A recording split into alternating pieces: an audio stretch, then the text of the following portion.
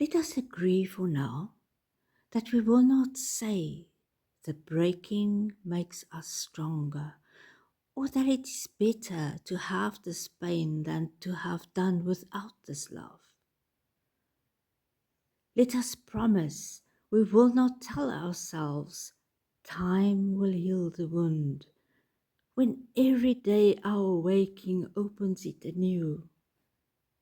Perhaps for now it can be enough to simply marvel at the mystery of how a heart so broken can go on beating, as if it were made for precisely this.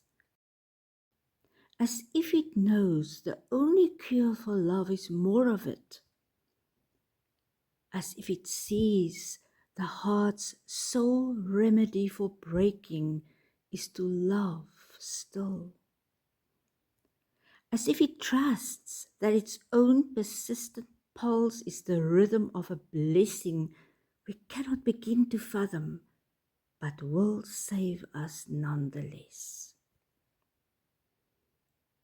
This was written by Jan Richardson and read by Janae.